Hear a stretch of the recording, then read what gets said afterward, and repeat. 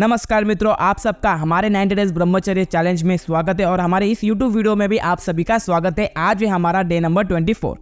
आज मैं आपको ब्रह्मचर्य भोजन के बारे में बताने वाला हूँ। हमारा भोजन कैसा होना चाहिए जिससे हमारी बुद्धि की विवेकता बनी रहे।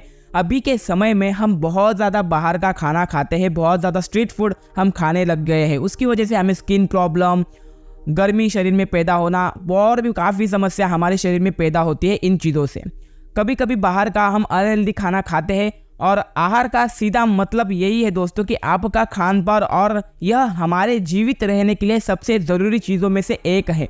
हमारे वेदों में आहार को ही जीवन कहा गया है। असल में देखा जाए तो आहार स्वयं में औषधि है। नियमित संतुलित आहार का सेवन करने से सभी धातुओं और दोषों को पोषण मिलता है। आपके खान पान का प्रभाव सिर्फ शरीर पर ही नहीं पड़ता है दोस्तों, बल्कि आपके मन पर भी पड़ता है, आपकी बुद्धि पर भी पड़ता है। लेकिन आप जो कुछ भी खाते हैं वो सिर्फ तभी आपके स्वास्थ्य के लिए लाभकारी होगा जब आप खाने को सिर्फ स्वाद के लिए नहीं बल्कि स्वास्थ्य के लिए खाएंगे। अच्छी और बुरी सेहत दोनों ही आपके खान पान पर निर्भर है। आयुर्वेद के अनुसार जिन लोगों का अपनी जीभ पर नियंत्रण नहीं रहता है उन्हें ही आगे चलकर बीमारियां होती है और खासकर स्किन प्रॉब्लम होती है। अपनी प्रकृति के अनुसार हितकारी उचित मात्रा में और ठीक तरह से भोजन करने वाला व्यक्ति ही स्वस्थ रहता है। सात्विक भोजन का सेवन करते वक्त आपको राजसिक और तामसिक कैटेगरी के खाद्य पदार्थों से पूरी तरह से दूर रहना चाहिए। लेकिन कई बार हम इस बात को लेकर कंफ्यूज हो जाते हैं कि किस खाद्य पदार्थों को सोर्स क्या है, किस खाद्य पदार्थ का ये सोर्स है और हमें उसे सात्विक भोजन में तहत खाना चाहिए या नहीं। सात्विक भोजन में आप क्या क्या खा सकते हैं, चलो जानते हैं इस बारे में थोड़ा विस्तार से। सब्जियों में हम सात्विक भोजन में पालक, गाजर, आलू, ब्रोकली, गोभी, पत्ता गोभी, लेटस, मटर और इत्यादि।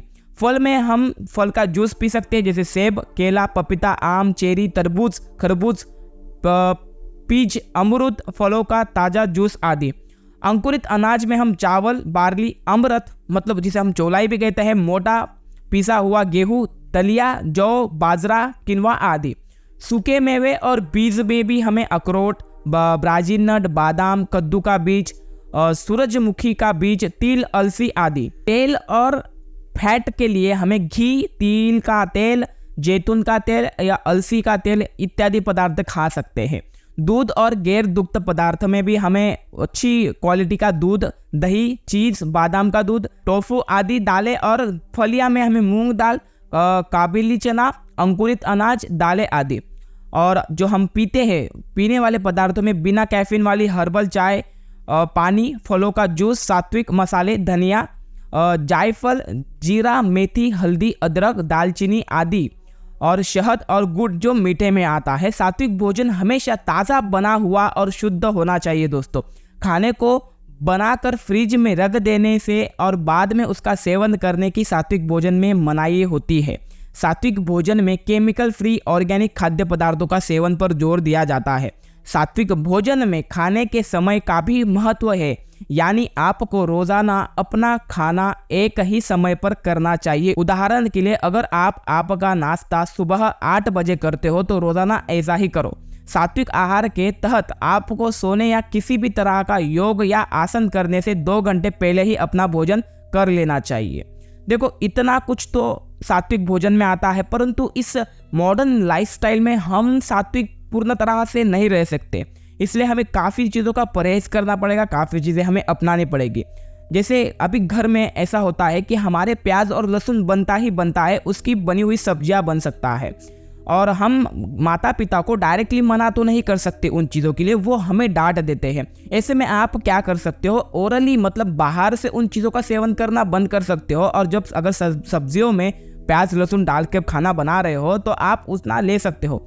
आजकल के तो मैंने देखा है कि जैन लोग भी ये सारी चीज़ें पूर्ण तरह से नहीं अपना रहे हैं। कुछ जैन होते हैं जो प्याज लहसुन का सेवन करते हैं, लेकिन वो सब्जियों में करते हैं, बाहर से वो ओरली नहीं लेते हैं। वैसे आप कर सकते हो। पूर्ण तरह से सात्विक भोजन पर हम शिफ्ट भी नहीं हो सकते हैं, तो हम थोड़ा सा राजसिक और थोड़ा सा हमें सात्विक भोजन का आहार हम ले सकते हैं, लेकिन तामसिक तरह का भोजन हमें बंद करना होगा। मांसाहार अगर आप करते हो, एग्स, अंडे, जो भी नॉनवेज वगैरह जिसमें भी आता है वो आप बंद ही करो। दूध आप ले सकते हो। मसाले वगैरह पदार्थों में अगर ज़्यादा मसालेदार होगा, ज़्यादा तेज पदार्थ होंगे तो उन्हें आप रोक सकते हो, वो तामसिक प्रवृत्ति में आ जाते हैं। तो इस तरह से जो मैंने आपको भोजन की लिस्ट थोड़ी सी बताई है उस तरह से आप खाना खा सकते हो। अगर आपको कोई और भी दिक्कत है तो मैंने नीचे टेलीग्राम की लिंक दी हुई है, वहाँ पर आप जाइए, मेरे टेलीग्राम को ज्वाइन कीजिए। एंड अगर आपके कुछ पर्सनल सवाल होंगे तो मुझे वहाँ टेलीग्राम पर आप मैसेज कीजिए पर्सनली, मैं वहाँ पे आपके थोड़ा लेट रिप्लाई देता हूँ लेकिन सबका रिप्लाई मैं देता हूँ। तो वहाँ आप मुझे कुछ भी आपके सवाल पूछ सकते हो। कमेंट बॉक्स में आप बहुत बड़े बड़े सवाल पूछते हो तो प्लीज़ वहाँ पर ऐसे सवाल मत पूछिए। वहाँ पर आपको वीडियो कैसा लगा, ये सारी चीज़ें कैसे लगी वो आप पूछ सकते हो। परंतु काफ़ी लोग हैं जो उनकी बहुत ज़्यादा पर्सनल समस्या कमेंट बॉक्स पर पूछ देते हैं, तो ऐसा मत करो। उसके लिए मैंने टेलीग्राम खोल रखा है, डिस्क्रिप्शन बॉक्स में उसकी लिंक रहती है, वहाँ पर आप जाकर मुझसे मैसेज कर बात कर सकते हो। तो चलो इस वीडियो में इतना ही था दोस्तों, मिलते हैं अगले वीडियो में। हरि ओम तत्सत।